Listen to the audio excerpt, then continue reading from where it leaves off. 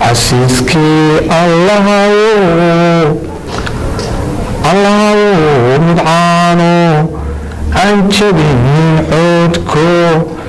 سؤالي توقي عافمات كل ريحي إركينو نبسي عسيسكي الله مدعانو أنشبي عودكو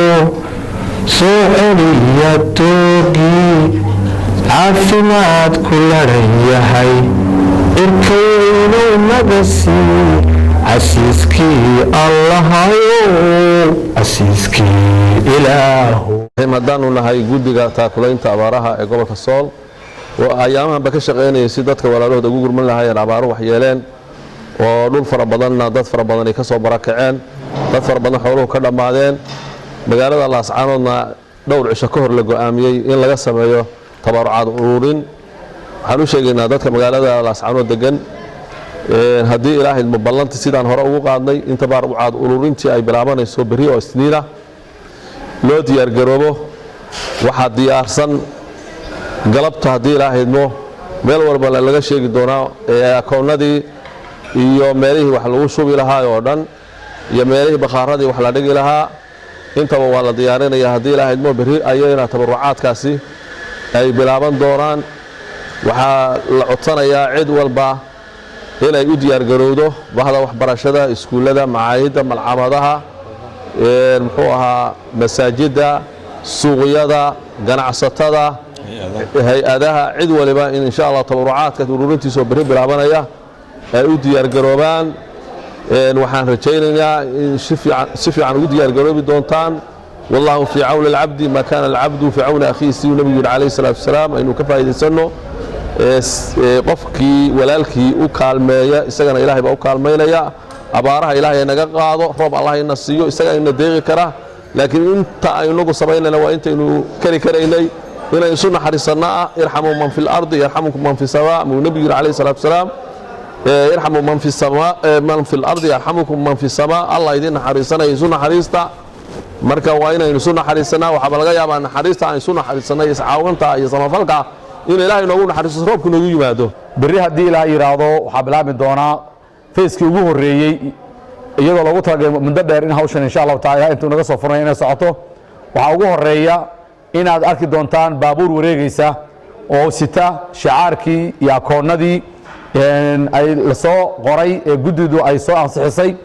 waxa idin iman doona insha Allah taala dad aad ku kalsoon tihiin oo hawsha ka shaqeyn doona waxaan leeyahay kuwa la shaqeeya labo waxaan idin ka codsanaynaa insha Allah taala dhammaan in iskuulada waxa loo go'aamiyay ardaygii $1 feeska hore ardaygii $1 ilaa iyo biramada iskuulka fasalka koobaad ilaa iyo jaamacadda min $1 aynu marka hore bixino macallimiintana waxa loo go'aamiyay inay bixiyaan $2 insha Allah taala qofkii ka badiyana ilaahay subhanahu wa ta'ala ha u barakeeyo waxa uu haysto waxaan rabnaa in lagu tanaafuso in lagu baratamo tani waa tii ilaahay subhanahu wa ta'ala uu sheegay loo kala dheereeyo waxaanu insha Allah ta'ala isku boorinaynaa walaalayaal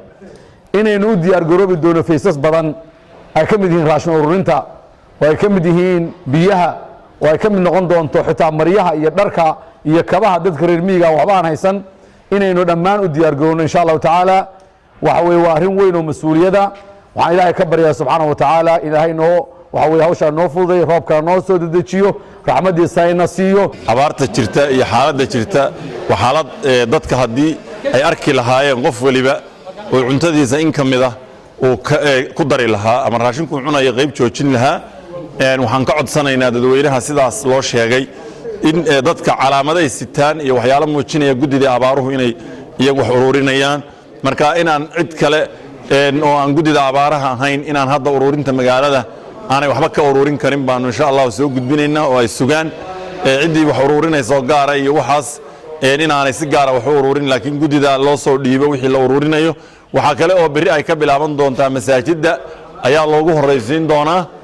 akoonnadiina waa furan yihiin dhulkii lacagta lagu soo shubayay waa furan tahay marka insha Allah ta'ala dadkana waa loo soo wada baahin doonaa masaajidada lagu dhajin doonaa bari masaajidada laga bilaabayaa maalmaha ku xigana waxa la bilaabi doonaa suuqyadii iyo iskoolada